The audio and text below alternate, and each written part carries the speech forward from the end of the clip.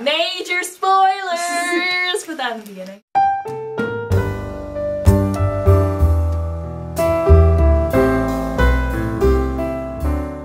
Hi, I'm Carolyn. I'm Amy. This is my friend Amy. I'll link her channel below.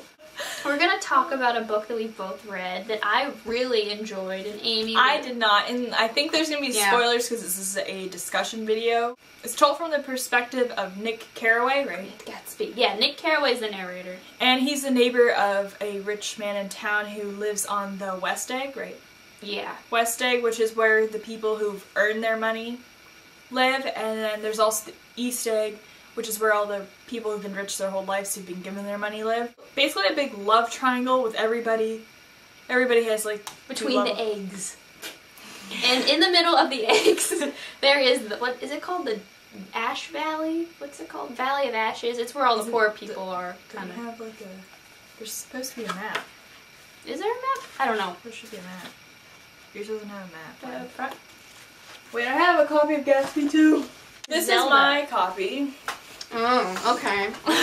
Is yours the same cover? Oh, yours is a different cover. No, mine is like the 50th anniversary edition. On the back, you can't really see that, but it says in the nearly 50 years since its publication, Great Gatsby has taken its place. Whatever. I like yellowing. Yeah, this one I got like a month ago at Barnes & Noble. I found this one at a book sale and it was $1. I want to talk about Nick. Nick? Okay. I like Nick. I don't understand him. Talk about his character, like how he's like honest. Nick is very honest. The first quote, the first thing that the first like sentence in chapter 1 is, in my younger and more vulnerable years, my father gave me some advice that I have been turning over in my mind ever since.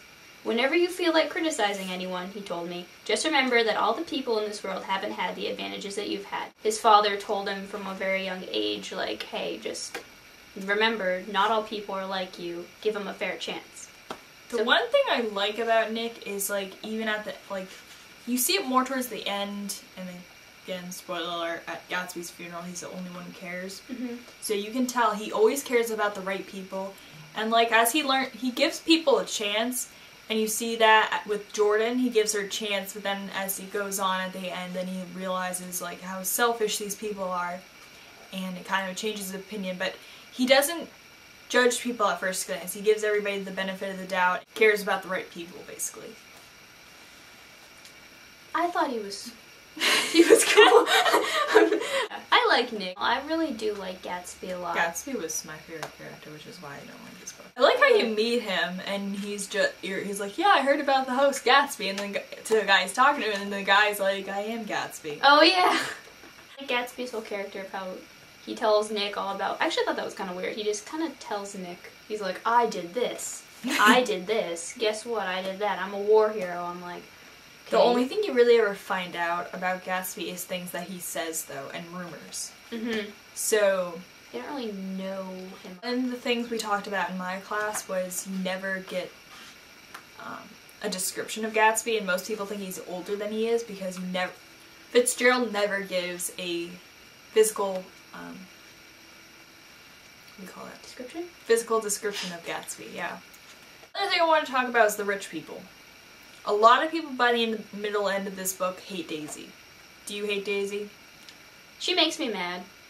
Okay, see, I don't have anything because I don't have any feeling towards any of the rich people. Like, I just kind of...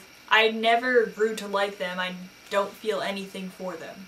Well, like what we talked about in my story, in my English class, was at the end of the book, Daisy doesn't care that Gatsby really, like Gatsby died. She kind of just goes off with Buchanan. Yeah, she would have picked Gatsby, but is it the way he earned his money that made her go back to Tom? Like, she doesn't care who she goes for. She just cares of who had more money. Yeah, because Tom had more money, and plus, like, when Gatsby comes back to her, she's already had an established life with Tom. That wasn't terrible, but she's still basically what we talked about. But she said what Gatsby said, just, like, she doesn't have her own opinions, it seems like. She just follows whatever the man.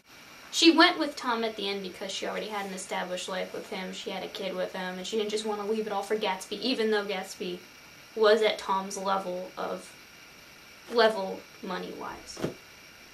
The only determining factor of a man she'll date is his money. And success. That was one of the problems I had with this book, is I never had a connection for any of them. Like, I didn't care about any of them. Like, I liked Gatsby, and that was about it, and I was sad at the end. But I didn't feel anything. I was just like, oh, that's not nice. That's not good. But, like, we had to write an essay about the way that people, like, the rich people in the East Egg, the people who've been rich their whole lives, don't care, and they're careless people, and they just let everybody else clean up their mess for them. Mm-hmm. You see that when Tom and Daisy just pick up and leave after Gatsby dies, because you know that Tom was the one who turned him over when, he might not even know who really killed Myrtle. Valley of Ashes. I read this like a year and a half ago, so I don't remember everything. I don't even remember anything about it. It was like the Ashes where all the poor people live, and that's where Myrtle lived with her husband, who her husband killed Gatsby. And killed himself. And, yeah, like, I really like the whole aspect of between the two eggs, that's where they had to drive through to get to the city. Eyes of Dr. J.T. Eckelberg represent God, and I thought that was cool. I just like all the symbolism in it. It was the billboard. It was a billboard with the eyes. Oh, Amy. Oh, Amy. No, but... Did you only read the one time? Mm-hmm. I read it once. I don't understand anything. My teacher was, like, so into finding every symbol in the entire book. How can you still like it, though, with the ending of him getting killed and nobody cares? I like the message of it, is Gatsby spent his whole life... He got all of his riches in the American dream. He used the American dream to get all his riches just to get a girl that left him in the past, instead of trying to move forward and build a life into the future. He has a whole childish view of why he did what he did. I mean, he went and he earned his money for a girl who left him, but... Excuse me.